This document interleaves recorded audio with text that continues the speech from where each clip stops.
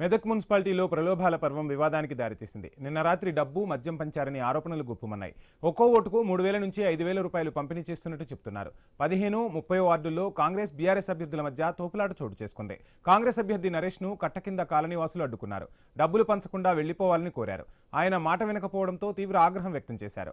ఈ సందర్భంగా ఉద్రిక్త పరిస్థితులు నెలకొన్నాయి. ఆ వీడియోలు ఇప్పుడు నెట్టింట చక్కెర్లు కొడుతున్నాయి. కాంగ్రెస్ వాళ్లు డబ్బు మద్యం పంపిణీ చేస్తున్నారంటూ ఎమ్మెల్యే కారు అద్దాలను కాలనీవాసులు ధ్వంసం చేశారు.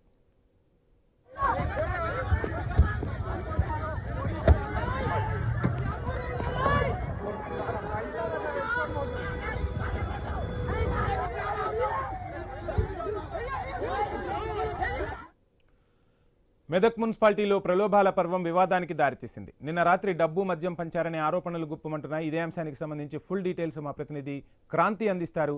క్రాంతి, మొత్తంగా చూస్తున్నాం, ఇక ప్రచారం అయిపోయింది. మొత్తంగా ప్రలోభాల పర్వానికి పార్టీలు తెరలేపినట్టుగా తెలుస్తుంది. ఏంటి మొత్తంగా ఈ వివాదానికి సంబంధించి డీటెయిల్స్?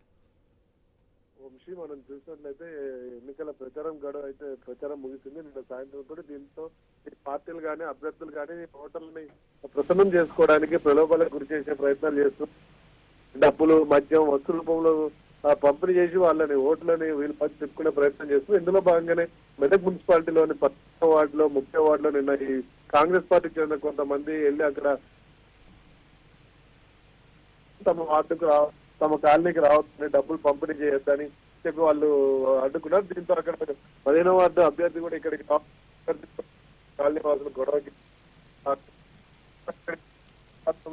ఎమ్మెల్యే మైనంపల్లి కారు వచ్చింది. ఆ కారు మీద కూడా కాలనీ వాసులు దాడి చేసి ఇక్కడ మాకు వద్దంటుంటే డబ్బులు చేస్తున్నారని చెప్పి ఇదంతా దాడి చేసి అందులో భాగంగానే ఇటు బీఆర్ఎస్ వర్గీయుల మధ్యన కూడా తోపులాట జరిగింది. ఒకరికొకరు చెప్తారంటే వాళ్ళు తోపులాటలు జరిగాయి. ఆ ఘర్షణ వాతావరణం నెలకొచ్చి ప్రజలు ఈ కాలనీ వాసులు ఎమ్మెల్యే రోహిత్ రావు వాహనాన్ని కూడా చేశారు. మనం చూడొచ్చు, విద్యుత్తులో ఆయన వాహనం కనిపిస్తుంది. అయితే ఆ వాహనంలో అప్పుడు ఆ సమయంలో ఆ ఎమ్మెల్యే రోహిత్ రావు ఉన్నాడా లేదని అటు ఎమ్మెల్యే గాని ఎమ్మెల్యే వర్గీయులు గాని పోలీసులను నిర్ధారించలేదు. అది నిర్ధారించాల్సిన అవసరం అయితే ఉంది. ఇది పరిస్థితి. మొత్తానికైతే ప్రలోభాల పర్వం కొనసాగుతుంది. ఈ రోజు రాత్రి కూడా ఇంకా తీవ్ర స్థాయిలో ఈ ప్రలోభాలు కొనసాగే అవకాశం ఉంది. దీంతో ఆ పోలీసులు కానీ ఎన్నికల నిఘా వర్గం కానీ అప్రమత్తమైంది. ఇక్కడ ప్రస్తుతం జరుగుతున్న ఘటనల నేపథ్యంతో అప్రమత్తమయ్యారు.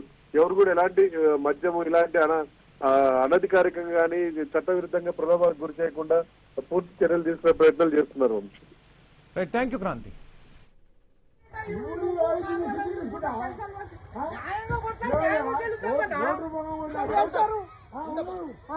పబ్లిక్ డిసైడ్ చేస్తారు.